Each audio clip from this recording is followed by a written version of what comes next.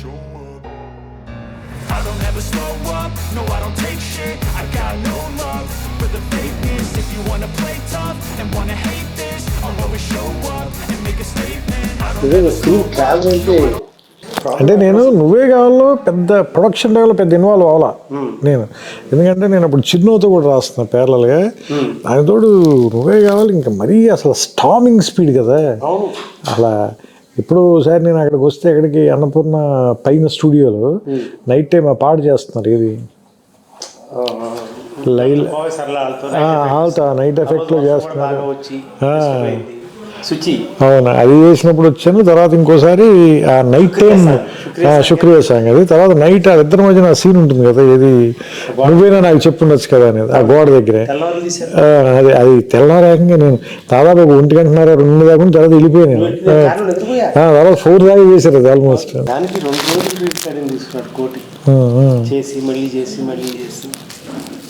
నువ్వు వచ్చాక నేను డబ్బింగ్లో ఉన్నాను, రికార్డింగ్లో ఉన్నాను. బాబు నెక్స్ట్ నువ్వు డైరెక్టర్, నెక్స్ట్ నువ్వే చేయాలి. నేను అన్నిట్లోనే ఉన్నాను.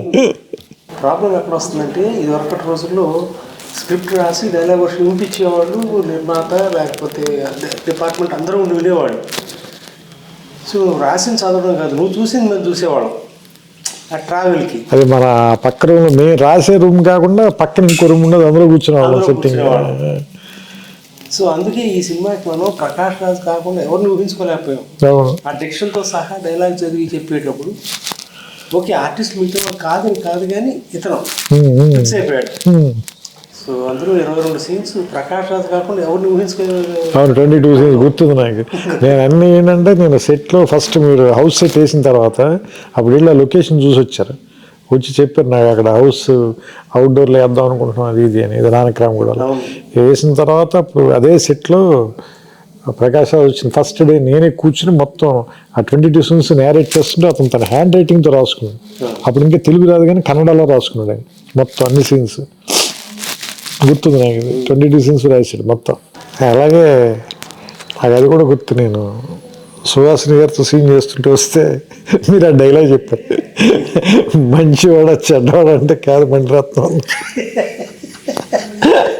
నాకు అంటే అందులో నేను రాసిన డైలాగ్ ఏంటంటే, అసలు మంచివాడ చెడ్డవాడ కాదు మొగుడు అంతే ఉంటుంది, దానికి మీరు మంచివాడ చెడ్డవాడ అంటే కింద ఇద్దరు మెట్ల మీద పైన తీస్తున్నారు మణిరత్నం అన్నట్టు. నేను గట్టిగా నవ్వు వస్తే బయటికి వెళ్ళిపోయాను. Fantastic travel. ఇంకా తర్వాత శాస్త్రి గారి గురించి చెప్పాలంటే ఎంత చెప్పినా తక్కువే. నాకు బాగా గుర్తు ఏంటంటే, మీరు నాకు మద్రాసు నుంచి ఫోన్ చేశారు, ఏది ఆయన ఆ పాట రాశారు, ఏది ఊనవుచారు. అందులో నాకు బాగా నచ్చింది. అందులో అది ఏది పట్టపగలు ఎవరైనా రాత్రిని చూస్తారా, ఆ కురులు చూపిస్తే కాదనక చస్తారా. అసలు ఆయన దీన్ని పడ్డ ప్రసవ అంటే అన్నిటికీ అట్లాగే పడతాడు. ఇది ఈ పాట రాసి ఇది తీసుకుని ఊటీ వెళ్ళి షూట్ చేయాలి. ఎక్కడ న్యూజిలాండ్ నుంచి వచ్చాము, నాన్ స్టాప్ అంతా వర్క్ అంతా. సో అవతల శంకర్ మాధవ్ వచ్చాడు కోటి స్టూడియోకి. నేను చెప్పి ఒత్తిడి చేయలేను. అల్టిమేట్గా మనం అందరం కోరుకునేది మంచి పాట రావాలి కానీ పాట రావాలని కాదు.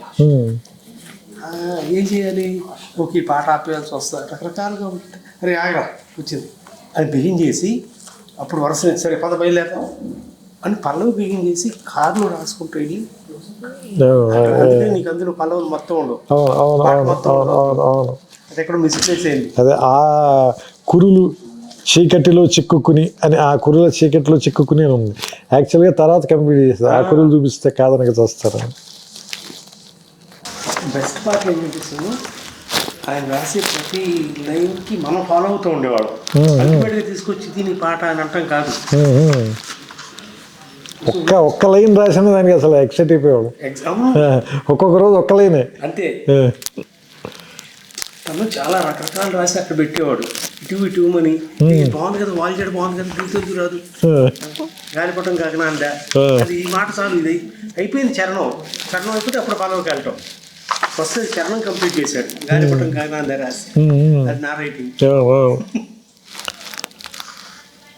చాలా నోస్టాల్జిక్ ఉంది ఇది, వెనక్కి వెళ్తుంటే అసలు నాకు మొన్న వాళ్ళ యోగేశ్వర్ గారు తీసుకొచ్చి ఇస్తే పట్టుకున్నప్పుడు శాస్త్రి గారి చేతి పట్టుకున్న కాగితాలు కదా, టు అండర్స్టాండ్ ద ఫీలింగ్ అని ఇమీడియట్గా అతను హక్ చేసుకుని వెరీ వెరీ ఇమోషనల్. తొందరపడ్డాడు. పాటలు ఇటుకి ఇచ్చాడు కానీ మనిషి ఎట్లకి వెళ్ళిపోయాడు. ఈ సినిమా ఎంత గొప్పగా రావడానికి మనకి వెంకటేష్ కూడా తన contribution as an artist was extremely good. ఆయన అలా ప్రతి సీను ఏమంటారు మీకు గుర్తుంది కదా, మొత్తం డైలాగ్ అయిపోయిన తర్వాత ఫుల్ రీడింగ్ ఇస్తే 2-3 సార్లు రీడింగ్ తీసుకున్నాడు. మళ్ళీ చెప్పి ఇంకోసారి చెప్పాను. అంత అంటే అంత అంత ఏమంటారు దాని లోపలికైనా ఇంజెక్ట్ చేసేసుకుని చేశాడు. నాకు ఇప్పటికీ గుర్తు ఆఖరి రోజున తను ట్రైన్ ట్రావెల్ సీన్ ఒకటి తీసాం. హైదరాబాద్లో బయలుదేరి నల్గొండ దాకా వెళ్ళి తిరిగి రావటం. అంటే ఫస్ట్ సీన్ లాస్ట్కి చేశాడు. అయిపోయింది. వాడు ఆఖరి రోజు పాటు గుమ్మడికాయ కొట్టారు. అప్పుడు అయిపోయింది కిషోర్. అంటే we never realize we shot it in 85 days totally. But all in one 85 days చేయడానికి 3 గంటల 14 నిమిషాలు సినిమా ఉంది. ఫైనల్గా 3 గంటలకి తీసుకొచ్చింది. 3 గంటల 9 నిమిషాలు రిలీజ్ చేసాం.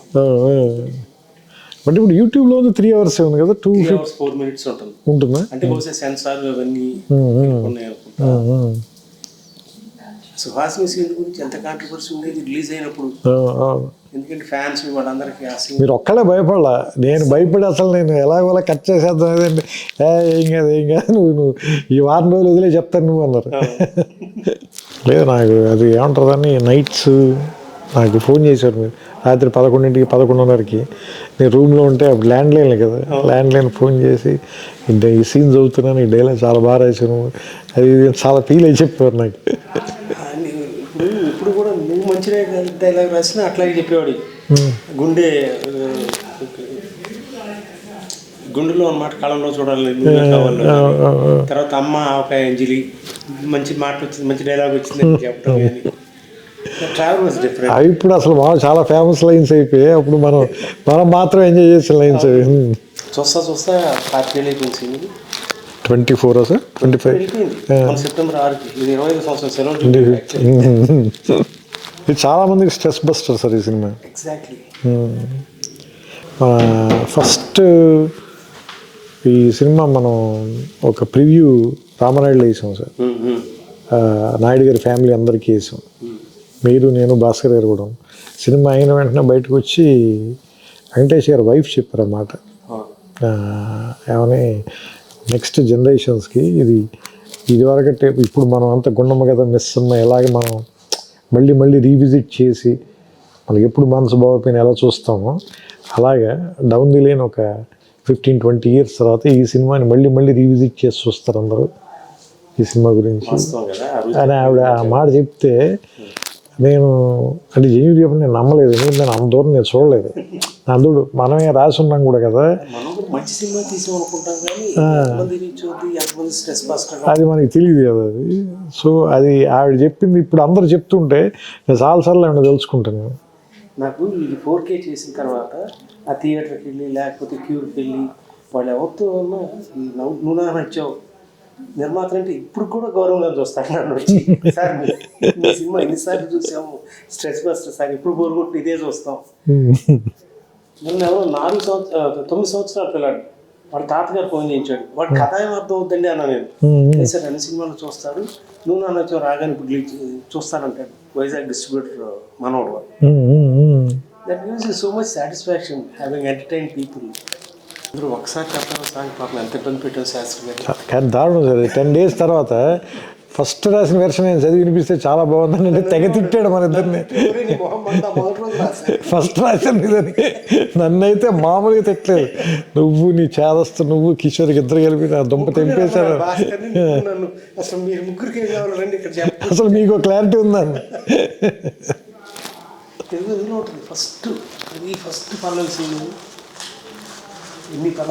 నాకు గుర్తుంది ఫస్ట్ పల్లవి ఏది ఉంటుంది ఒక్కసారి చెప్పలేవా?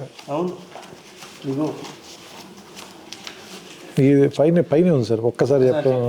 ఇది ఫస్ట్ అదే ఫస్ట్ పల్లవి కాపీ చేసింది తను రాసిన డేట్లు. ఇదిగో ఫస్ట్ పల్లవి ఒక్కసారి అయిపోయింది కదరా, ఫస్టే రాసే కదా, ఎదురుగానే ఉంది అంటే సినిమా కథ మొత్తం ఇందులో ఉంటుంది. ఫస్ట్ చూడండి సార్, 4 లైన్లు అవే ఉన్నాయి. చెంత చేరి పంచుకోవ ఆశని శ్వాసని, మన గుండె గుప్పెడంతా తన ఊహ ఉప్పినంత, ఉదిగుండ మనకే వదిలేయమంటూ బతిమాలుతున్నవే. ఆ 4 లైన్స్ వాడాం సినిమాలో కూడా. అన్యాయం కదా. సరే 10 days మళ్ళీ 10 days తర్వాత మళ్ళీ అక్కడికి వచ్చి. బెస్ట్ పార్ట్ ఏంటంటే again not to say anything about anybody, ఆయన రాసిన ప్రతి పాట తీసుకొని 4-5 సీన్లు కలిపి అందులో చెప్పాల్సిన సారాంశం అందులో ఉంటుంది మనకి, లేకపోతే కథలో సారాంశం కానీ. అండ్ మీరు అన్నట్టు మొన్న అన్నారు చూసారా, పాట అక్కర్లేదని చెప్పే పాటలు రచయిత ఆయన ఒక్కడే సార్. ఎస్, ఆయనకి పాట రాస్తే డబ్బులు వస్తాయి కదా, కానీ ఆయన అలా కాదు, ఇక్కడ పాట పడదండి. అవును, 4 రోజులు నా పాట రాయడానికి కేటాయించి నేను షూటింగ్కి అన్ని ఏర్పాట్లు చేసేసుకున్నాను, నువ్వు పాట రాసేసి మిక్స్ చేసి షూట్ చేయగలను. సరే నేను వెళ్ళిపోమన్నాడు ఆ రోజు. అన్నయ్య ఉన్నాడు, తర్వాత నేను ఫోన్ చేశాను, సార్ రా పాట అవసరం లేదు అని. రావు చాలా బాగుంది కదా చూడు, అంత బాగుంది చూడు, నేను రాస్తాను, రేపు సినిమాలో ఉండదు, దీంట్లో ఇది మిస్సింగ్, ఈ రెలవెన్స్ లేదు ఇక్కడ, it's not needed for the film అంటే నేను Tirumala Kishore thank you sir అని వచ్చేసి 10 వర్షాలు ఉండవు. And he took it very, చాలా ఒక సీక్రెట్ ప్రొఫెషనల్గా తీసుకున్నాడు ఆయన. చాలామంది సీరియస్గా అంటారు కదా, లేదు సీరియస్గా కూడా కాదు, ఆయన చాలా డివైన్ ప్రొఫెషనల్గా తీసుకున్నాడు. ఒక విషయం, మన కోసం ఇప్పుడు పాట రాయాలి, తను తృప్తి చెందితే మనకి ఇవ్వడం, మనం పట్టుకెళ్ళడం కుదరదు, ఆ ఇంటికి రాదు, బయటికి పేపర్ రాదు. రాస్తా పాడి నా ఇంకా చూసేవాడు, నాకు తెలుస్తుందిలే అని చెప్పి అమ్మటి పేజ్ మార్చేవాడు. దాదాపు మేము ఇద్దరం కలిపి 400 రాత్రులు గడుపుకుంటాం, అంటే 89 పాటలు, ప్రతి పాటకి ప్రతిరోజు రాత్రి ఆయనతో ఉండాల్సిందే. That was my fortune, I was so fortunate to spend so much time with him. చాలా చాలా సమయం గడపగలిగాం. ఒక చిన్న ఉదాహరణ, గౌరీ అనే సినిమాకి ఒక పాట రాశారు, పాట అంతా ఓకే, కోటికి ఓకే, నాకు ఓకే, శాస్త్రి గారికి ఓకే. వాయిస్ మిక్సింగ్కి వెళ్ళాల్సిన చోట ఒక చిన్న ఇబ్బంది పడ్డాడు కోటి, ఎవరే అని తను ఇచ్చిన ట్యూన్లో ఉంది, అది ఇందులో లేదు, నేను అడ్జస్ట్ చేసుకుంటాను శాస్త్రి గారు అన్నాడు. నువ్వు అడ్జస్ట్ చేయడానికి లేదు, నేను మళ్ళీ రాసి పట్టుకొస్తాను. 3 రాత్రులు ఆ ఎవరే అనే మాటతో ఎండ్ చేయడం కోసం మొత్తం పాట అంతా రాశాడు. మహానుభావుడు, మరి ఏం చెప్పాలి, అద్భుతంగా ఉంటుంది సార్ గౌరీ అనే కమర్షియల్ సినిమాలు. అలాగే అది కూడా నువ్వే కావాలి, కళ్ళలో కళ్ళు పిడిచో, చాలా దానికి ఎక్కువ రోజులు అని రాసిన పాట అది. మిగతావన్నీ చాలా ఫాస్ట్గా రాశారు, మిగతావన్నీ మద్రాసులో రాసేసారు. మరి సినిమా అంతా చెప్పాలి కదా, ట్యూన్స్ అన్నీ అయిపోయినాయి అప్పటికి. ఇది మనం వేరే క్లైమాక్స్ రకరకాలుగా అనుకున్నాం. అవును, 35 days కొట్టుకుని చివరికి మీరు విజయం సాధించి, అంటే నాకు వేమూరి సత్యనారాయణ, పేకే రంగా గారు వీళ్ళందరూ స్టార్ వర్డ్స్ కదా, వాళ్ళు వచ్చి నన్ను వేధించేవాడు, నీకు అర్థం కావట్లేదు, నువ్వు యూత్ సినిమా చేస్తున్నావు కరెక్టే, బట్ ఎల్డర్లీ పీపుల్ కూడా రావాలంటే ఇది కావాలి కదా అని. నేను 2 minds, నువ్వు చెప్పినప్పుడు చాలా అద్భుతంగా నచ్చింది నాకు, అంటే చాలా యూత్ఫుల్గా ఉందని. బట్ ఈ సెక్షన్ ఆఫ్ ఆడియన్స్ కానీ అదేనంటే మనం, అంటే నేను ఎందుకు కన్విన్స్ అయ్యానంటే మీరు చెప్పినప్పుడు మన సినిమా చూసి ఫస్ట్ బాగుంది అనుకున్న ఇన్సెప్షన్ పాయింట్ అదే కదా, దాన్ని మళ్ళీ ఇప్పుడు ఈరోజు ఎందుకు డిఫై చేస్తున్నాం అంటే ఈగో వల్ల, లేదా ఇంకేదైనా మనం క్రియేట్ చేయాలని మన క్రియేటివ్ ఈగో అనేది. బట్ అది కదా అసలు యాక్చువల్గా మనని అటువైపు పుల్ చేసింది, అలా ఆ సినిమా చేయాలని మనం పుల్ చేసిన విషయం అదే కదా. మిగతా సినిమా అంతా మారుస్తున్నప్పుడు అసలు మీరు ఏ ఒక్క సీన్ అందులో మనం వాడలేదు, మీరు దేనికి అప్రోచ్ చేయలేదు, ఈ ఒక్కటే మాత్రమే యాజ్ ఇట్ ఈజ్ అలాగే ఉండాలని ఎందుకంటున్నారు. సో అది నాకు స్ట్రైక్ అయింది. అది స్ట్రైక్ అయిన తర్వాత నేను అప్పుడు భాస్కర్ గారితో చెప్తే ఆయన కూడా లేదు ఆయన వాదనలో నిజం ఉంది, మనం ఎంత టఫ్గా మాట్లాడినా సరే అని. అప్పుడు ఆ తర్వాత రోజు మళ్ళీ వచ్చి దానికి మార్చి మళ్ళీ రాసాము. అప్పుడు అది ముందు బాలీవుడ్ కూడా పాడారు ఒక వెర్షన్, ఎంతవరకు గుర్తుంది, కళ్ళలోకి నాకు గుర్తులేదు సార్, గుర్తులేదు. భాస్కర్ బాగుంటుంది అన్నాడు, కానీ భాస్కర్ ఫిమేల్ వాయిస్ అయితే బాగుంటుంది, చిత్ర గారితో బాగుంటుంది యాక్చువల్లీ. నేనంటే నాకు అది విన్నట్టే గుర్తు, బాలు గారు విన్నట్టు గుర్తులేదు నాకు. తర్వాత ఇది చెన్నై నుంచి వచ్చింది, టేప్ రికార్డులు పెట్టుకొని క్యాసెట్ పెట్టి కళ్ళం నీళ్ళే, వాడు తరుణ్ కూడా వచ్చాడు, వాడు పడుకోట. శాస్త్రి గారు రాసిన మన పాటల్లో మాట ఇవ్వమా చెల్లి దగ్గర నుంచి ప్రతిదీ చిత్ర గారి పాడతాం, స్రవంతి వాళ్ళ పాట కదా క్లైమాక్స్ సాంగ్స్. తర్వాత దిల్ రాజు కూడా అనేవాడు, భయ్యా నీకు మళ్ళీ పాటలు మా చివరిలో లాస్ట్ సాంగ్. అదే ఆ సాంగ్ చాలా వాటికి ఇన్స్పిరేషన్ సార్. మీకు సంతోషంలో సాంగ్ కానీ చాలా వాటికి అంటే అది ఒక వే పేవ్ చేసింది. అంటే ఆ సిచ్యుయేషన్ కానీ ఆ సాంగ్ కానీ చాలా వాటికి చాలా చాలా మంచి పాట రాశాడు ఆయన కూడా, బాగా రాశాడు. నేను కొంత తీయలేక నేను మన నాన్నగారికి చెప్పాను, సరే మీరు మ్యాజిక్ చేసిన ఏం చేయాలి నాకు తెలియట్లేదు అన్న. ఆయన రాసినంత బాగా తీయలేదు, నాకు అర్థమవుతుంది, అది మీరు కొంచెం పని చేయాలి దీంట్లో అంటే, సార్ నాకు వదిలిపెట్టండి అన్నది. అదే ఎక్కువ రోజులు ఎడిట్ చేశాడు ఆయన ఆ సాంగ్. అంటే స్రవంతి అంటే పాటలు కదా బేసిక్గా, అది సినిమా అది యాక్చువల్గా. అంటే నేను చెన్నై ఫస్ట్ టైం లేడీస్ టైలర్కి వచ్చినప్పుడు నాకేదో ప్యాషన్తో రాలేసి, ఎవరో స్నేహితులు వాళ్ళందరికీ సినిమా తీయాలి కోరిక ఉండి ఒక అడ్మినిస్ట్రేటివ్ ఆఫీసర్ నేను ఇతనైతే చేస్తాడు బాగా అనే ఉద్దేశంతో వచ్చి ఆ సినిమా అయ్యేటప్పటికి నాకు పరిచయం అయిన వ్యక్తులు ఎవరు, ఒక సీతారాం శాస్త్రి గారు, ఒక తనిఖీల భరణి, హరి అనుమూరు, ఇళయరాజా గారితో పనిచేయటం, వంశీ లాంటి మనిషి, విమర్శించి గారు, ఇది కదా క్రీమ్ ఆఫ్ ది ఇండస్ట్రీ. అంటే ఒక్కొక్క క్రాఫ్ట్లో ది బెస్ట్ పీపుల్తో అసోసియేట్ అయ్యి ట్రావెల్ చేసే అవకాశం. దీన్ని విడిచిపెట్టి ఎట్లా వెళ్తాను నేను?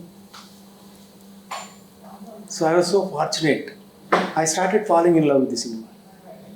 ఇంక అప్పటి నుంచి ఇక ఇందాక నువ్వు వస్తున్నావు వెయిట్ చేస్తా, నువ్వే కావాలతో నా అప్పులు తీర్చుకున్నాను, నువ్వు నాకు నచ్చావుతో ఇదిగోకుంటాం నివాసం ప్లస్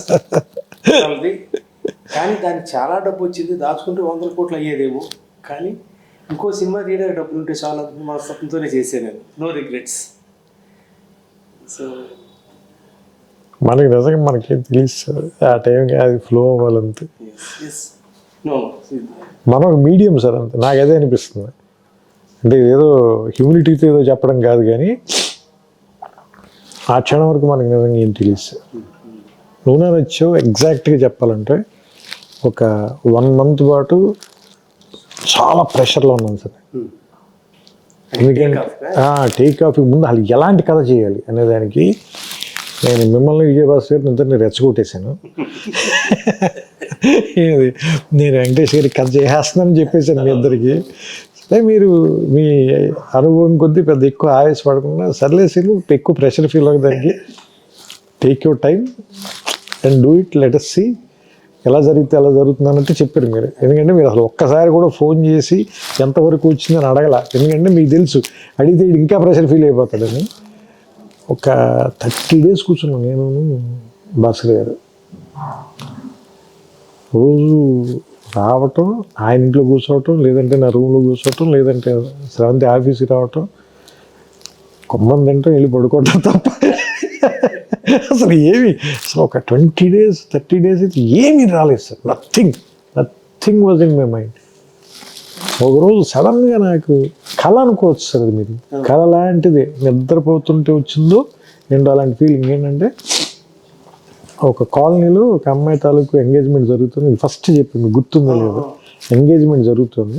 అదే కాలనీలో వాళ్ళ ఇంటి ఎదుర్కొన్న ఇంట్లో అద్దెకి దిగారు ఎవరు, హీరో వాళ్ళ ఫాదర్ వాళ్ళు. వాళ్ళ మదర్ లేదు కాబట్టి రేపు పంపించడానికి పాలు కావాలి, వెళ్ళి వాళ్ళ ఇంటికి వెళ్ళి తీసుకురా అంటే వాళ్ళ ఇంటికి వచ్చినప్పుడు ఆ అమ్మాయి వాళ్ళ ఇంట్లో ఎంగేజ్మెంట్ జరుగుతుంది, ఆ అమ్మాయికి అనే విషయం మీకు తెలుస్తుంది. అక్కడ వాళ్ళిద్దరు మొట్టమొదటి పరిచయం. అక్కడి నుంచి లవ్ స్టోరీ స్టార్ట్ చేద్దాం సార్. ఎందుకంటే ఎవరైనా ఇప్పటిదాకా ప్రీ క్లైమాక్స్లో కదా హీరో హీరోయిన్కి వేరే వాళ్ళతో ఎవరితో ఎంగేజ్మెంట్ అవడం. Suppose if it is the Inception point వేస్తే అంటే అప్పుడు మీరు అన్నది కూడా నాకు చాలా కష్టం కదా, మరి మిగతా సినిమా అంతా ఎలా నడుపుతుంది, పైన ఎట్లా నడుపుతుంది దీని మీద, అది నీకు ఎక్కడ ఇబ్బంది అనిపించుకున్నాను నడపాలి. ఏదో ఒకటి అంటే వైల్డ్గా కథ చెప్పేయటం కూడా కాదు కదా మన ఉద్దేశం. So it has to be under the society నార్మ్స్లో ఉంటూ ఎట్లా చేయగలవు నువ్వు అంటే then it started flowing sir. Next 10-15 రోజులు మొత్తం సినిమా ఫస్ట్ ఐడియా స్ట్రైక్ అవ్వగానే అన్నీ మారిపోయాయి.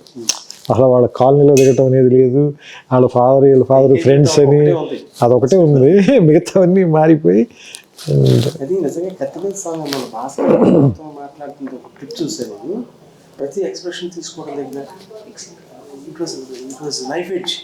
ఎక్కడ దాటా నువ్వు రాయటం, తను ప్రజెంట్ చేయటం కానీ, యాక్టింగ్ పెర్ఫార్మెన్స్, అది అసలు మనం అంటే అంత ఫాస్ట్గా కంప్లీట్ అవుతుంది అనేది నేను ఊహించదు. స్ట్రైక్ అయ్యి అప్పుడు నాకు భయం వచ్చేసింది. ఏంటంటే మనం అనవసరంగా ఇది కమిట్ అయినట్టున్నాం మనం.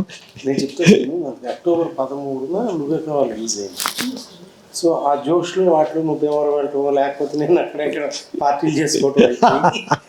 నవంబర్లోనూ ఎప్పుడు మరి సినిమా స్టార్ట్ చేసేద్దామా అనుకుంటే ఫిబ్రవరిలో మనం సినిమా షూటింగ్ స్టార్ట్ చేసాం. నువ్వే కావాలి 100 days అప్పుడు నేను భాస్కర్ ఇక్కడ లేము, చెన్నై రికార్డింగ్లో ఉన్నాం. Piano song recording. అలా ఆశాసేని క్యారెక్టర్ రావడానికి ఒరే గుర్తుంది. వెంకటేష్ గారికి మొత్తం కథ చెప్పిన తర్వాత ఆయన కథ అంతా బాగుంది, నాకు ఏ చేంజ్ లేవు. కానీ ఒకే ఒకటి అడుగుతాను నేను, సినిమా మొత్తం ఒకే ప్లేస్లో అయిపోతుంది, కొంచెం ఏమైనా బయటికి తీసుకెళ్ళే ఛాన్స్ ఉందా? అలా అని ఈ కథలకు ఎసెన్స్ పోకూడదు. నువ్వేమైనా ఆ విషయంలో ఆలోచించంటే అప్పుడు ఇమీడియట్గా అది ఊటీ వెళ్తే ఎలా ఉంటుంది. ఊటీ వెళ్ళాలంటే అసలు ఆ అమ్మాయిని ఫస్ట్ ఇంట్రడ్యూస్ చేస్తే బెటర్ కదా. సో అలా ఫస్ట్ హాఫ్ జస్ట్ ఇంట్రడ్యూస్ చేయొద్దు, ఓ సాంగ్ ఉంటే బెటర్ కదా. సో అలా ఆ సాంగ్ వచ్చింది.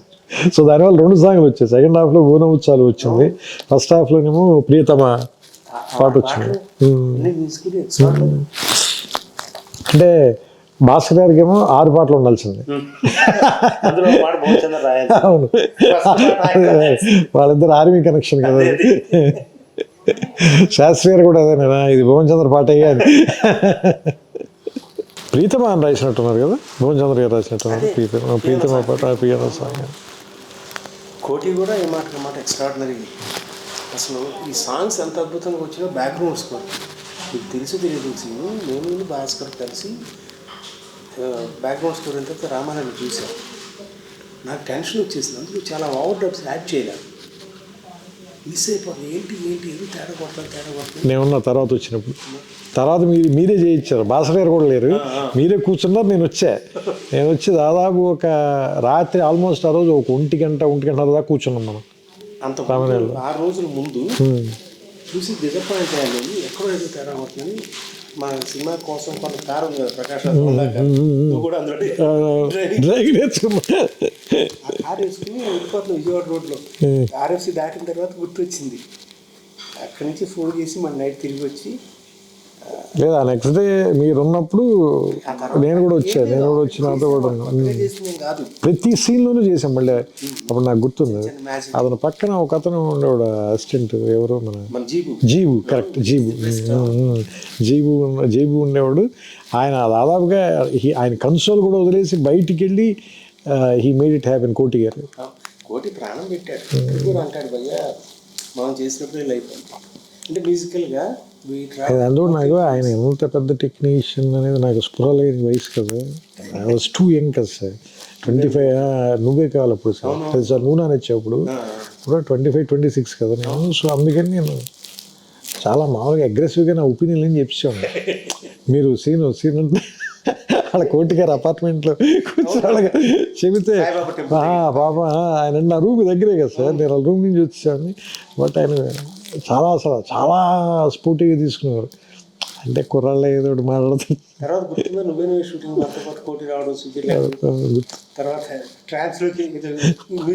పప్పులో చికెన్ కలిపి ఉండేవాడు గుర్తుందా మీకు? మీరు అన్నారు ఇది ఒక విచిత్రమైన వంటకం అయ్యేది, ఇప్పుడు దాకా నేను ఎప్పుడు తినలేదన్నారు. అలాగే హారతి గుర్తుందా మీకు? రోజు పొద్దునే ఫైర్ డిపార్ట్మెంట్ వాళ్ళు పోలీసు వాళ్ళు వచ్చి తరుణ హారతి ఇస్తుంటే చాలా డబ్బులు కట్టాం. అది గుర్తుంది నాకు. మీరు నీ భక్తి చాలా కాస్ట్లీ.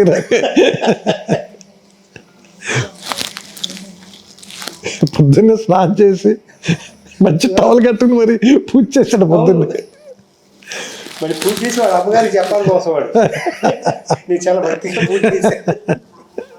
ప్రియతమ పాటకి ముందు ఒక సీన్ ఉంటుంది సార్, ఆశా సైనికును వెంకటేష్ గారికి మధ్యలో ఒక సీన్ ఉంటుంది, పికప్ సీన్ ఒకటి.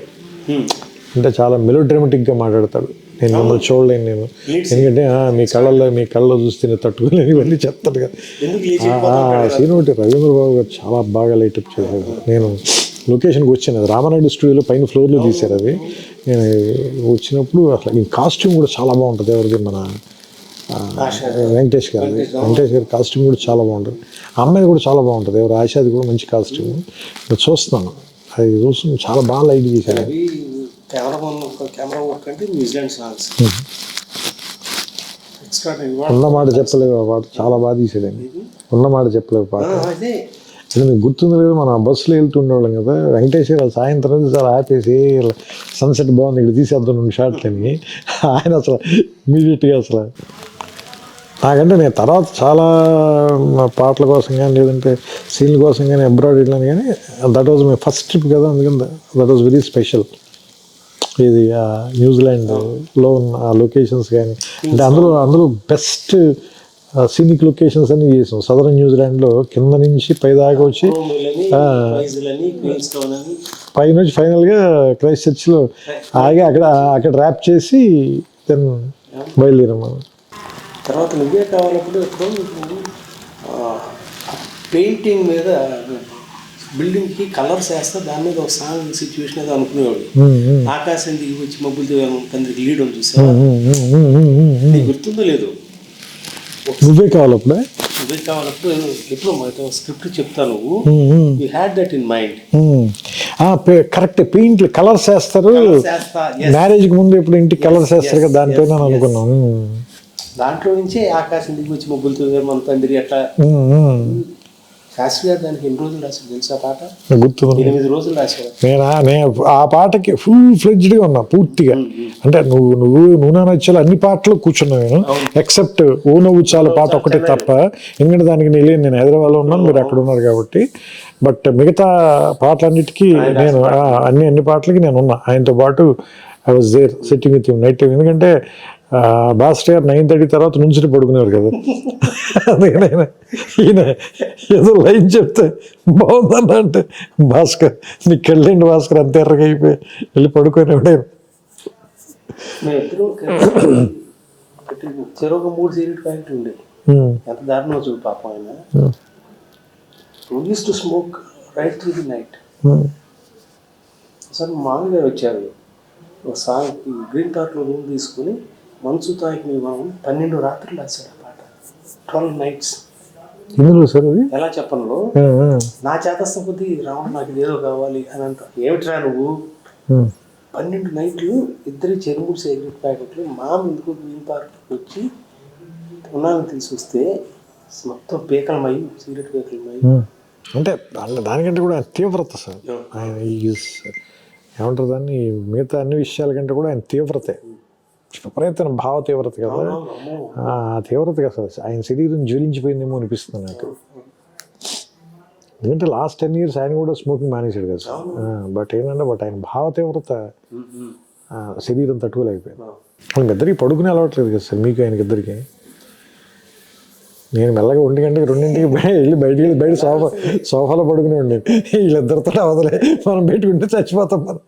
ఎందుకంటే నాకు ఖచ్చితంగా 6 hours ఉండాల్సిందే. నాకు మీరు అప్పుడు నవలు చదవడం మొదలెట్టారు రాత్రి 12-1 గంటగా ఎదురుకుండా కూర్చుని.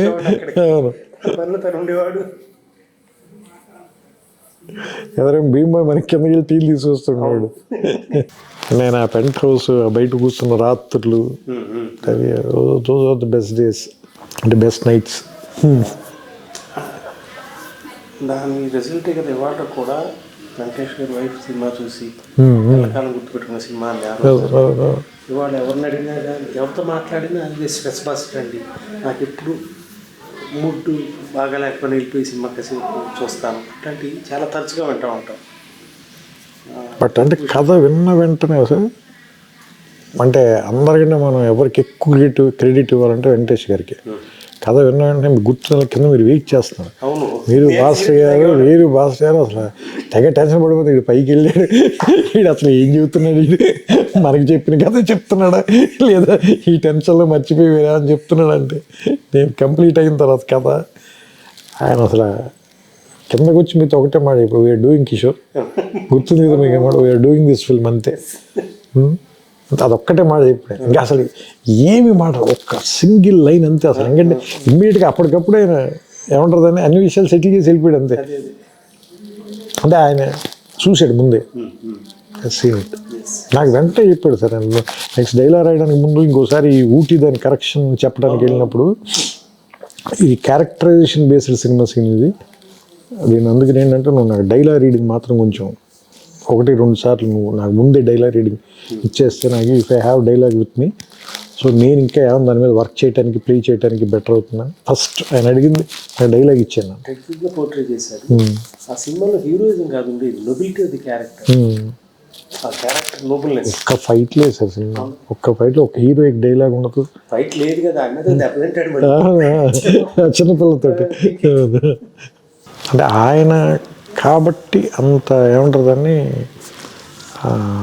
ముందుకు వచ్చి చేసేయడమో అనిపిస్తుంది కదా. సో ఒక్కోసారి అది మనకి ఆ థాట్ రావడం, ఆయనకే చెప్పాలనిపించటం. ఎంతమంది దాన్ని అంత జడ్జ్ చేయగలుగుతారు,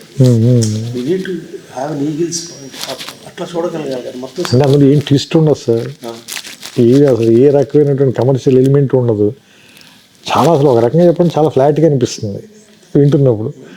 ఎందుకంటే చెప్తున్నప్పుడు మనకి పాటలు గట్రా ఏం ఉండవు కదా సార్, మన దగ్గర మ్యూజిక్ కూడా ఉండదు. But he has seen the film అనిపిస్తుంది నాకు. బ్రహ్మానందం గారు ఆ బ్రహ్మానందం గారు ట్రాక్ రాయటానికి ఒకటి ఎక్కువ ప్రెషర్ ఫీల్ అయ్యాను సార్. ఎందుకంటే చాలా అంటే నేను ఫస్ట్ టైం బ్రహ్మానందం గారికి రాయటం అదే. అంటే అప్పటిదాకా నేను రాసిన స్వయంవరంలో కానీ బ్రహ్మానందం గారు లేరు, నువ్వే కావాలో లేరు, చిన్నవతలో ఉన్నారు కానీ చాలా చిన్న పోర్షన్ ఉంటారు. పెద్ద ఎక్కువ సీన్స్ ఉండవు, 2-3 సీన్సే. ఈ సినిమాలో చాలా ఇంపార్టెంట్ ట్రాక్. దాంతో చివరిలో క్లైమాక్స్ దగ్గర ట్విస్ట్కి హెల్ప్ అవుతాడు.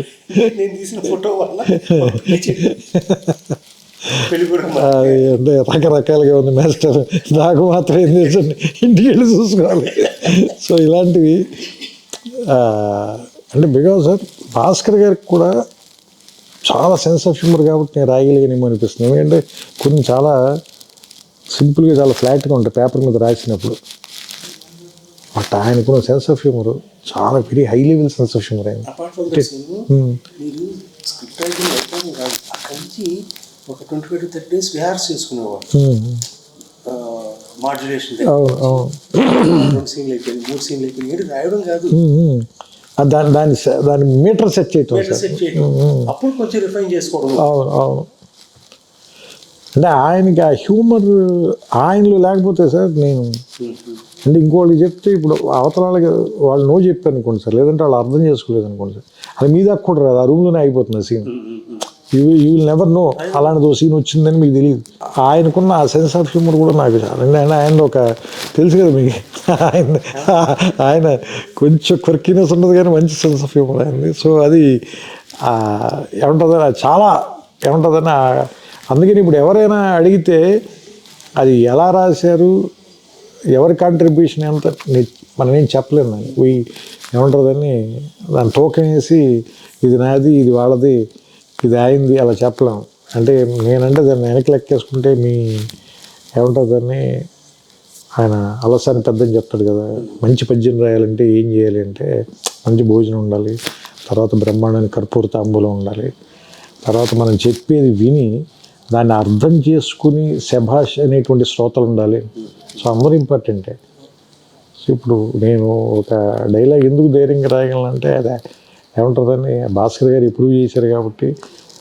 రాత్రి 12ంటికి మళ్ళీ ఫోన్ చేసి నన్ను అభినందించే ఒక మంచి అభిమాని లాంటి నిర్మాత ఉన్నాడు కాబట్టి.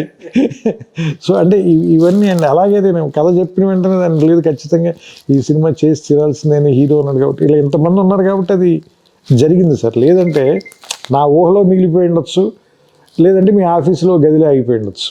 మనకి సినిమా మీద ఎంత అంటే ఖర్చే బుద్ధి కదా పట్టాలి. ఇది మీకు గుర్తుండేది ఒక సీన్, మధ్యబంది దగ్గర ఇద్దరు మాట్లాడుకుంటా, అగర్వాల్ సుహాస్ని, అతను ఎప్పుడున్నా ఎవరైనా ప్రేమించేవారు, అతను అవతల పక్కన సిగరెట్ తాగుతూ ఉంటాడు.